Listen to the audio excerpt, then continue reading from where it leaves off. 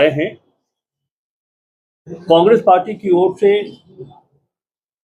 हेमंत सोरेन जी के मंत्रिमंडल में शामिल 4 मंत्री आप सबों को संबोधित करेंगे और विषय बहुत खास है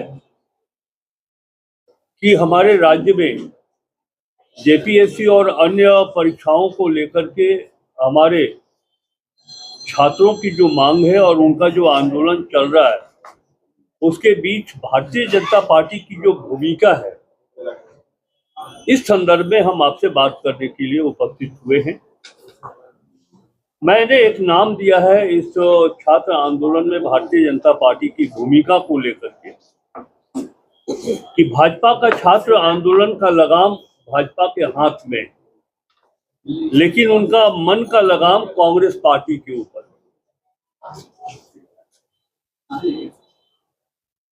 वो शरीर से भले ही छात्र आंदोलन में शामिल हों, लेकिन उनका निशाना कांग्रेस पार्टी के ऊपर। झारखंड में चल रहे छात्रों के आंदोलन में भाजपा का दोहरा चरित्र उजागर हुआ है। छात्रों के आंदोलन में भारतीय जनता पार्टी शामिल होकर मगरमच्छ का आंसू बहा रही।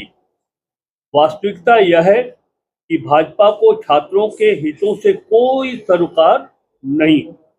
वह छात्र आंदोलन को समर्थन देकर कांग्रेस पार्टी और पार्टी के वरिष्ठ नेता श्री राहुल गांधी जी पर निशाना साध रहे हैं और यही उनकी राजनीतिक इच्छा भी है। भाजपा के प्रदेश अध्यक्ष आदित्य साहू के उस बयान से स्पष्ट हो गया है, जिन्होंने कहा है कि राहुल गांधी के इशारे पर आंदोलनकारी छात्र पर पुलिसों के द्वारा दमनात्मक कार्रवाई का आरोप लगाया।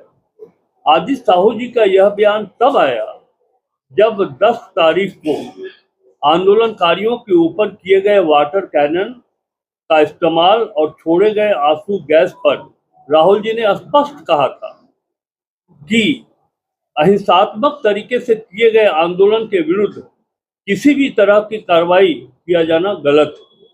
कांग्रेस पार्टी इस तरह की कार्रवाई का समर्थन नहीं कर। पार्टी अब इस निष्कर्ष पर पहुंची है कि इस छात्र आंदोलन में भारतीय जनता पार्टी की जो भूमिका है, श्री राहुल गांधी के विरुद्ध झूठा और मनगढ़ंत आरोप लगाना भाजपा की सोची समझी रणनीति का परिणाम। दरअसल भाजपा नहीं चाहती है कि हेमंत सोरेन की सरकार छात्रों की उचित मांगों को मान ले और आंदोलन समाप्त हो जाए। झारखंड के वर्तमान छात्र आंदोलन में भाजपा की साजिश यही है कि ऐसा माहौल बना दिया जाए ताकि आंदोलन जारी रहे और भाजपा अपनी राजनीतिक रोटी उस आंदोलन के चूल्हे पर सेक सके। भाजपा यदि चाहती, ये कांग्रेस पार्टी का तर्क है और बड़ा ही मजबूत तर्क और आधार भी।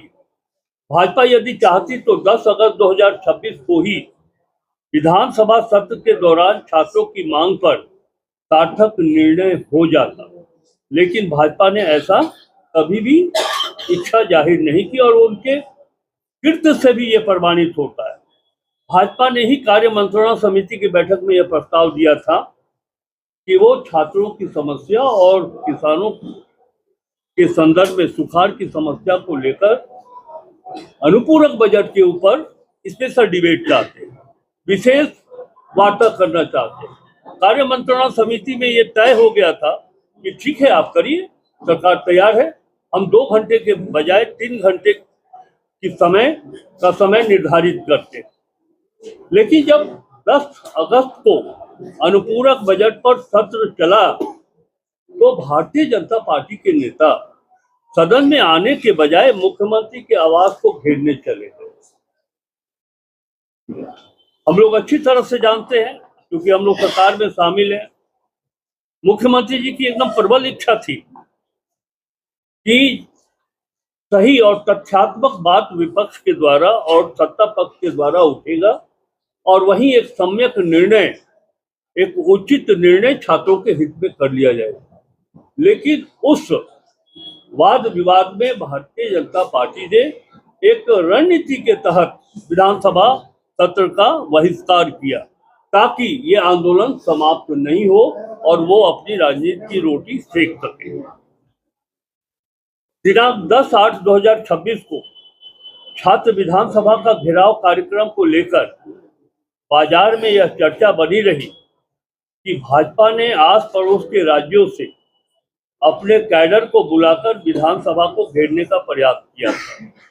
कांग्रेस पार्टी माननीय मुख्यमंत्री श्री हेमंत सोरेन से यह मांग करती कि मामले की जांच कर विधि पूर्वक कार्रवाई वैसे लोगों के विरुद्ध की जाए जो बाहर से आकर के हमारे आंदोलनरत छात्रों के आंदोलन को बदनाम करने की साजिश लोगों ने की।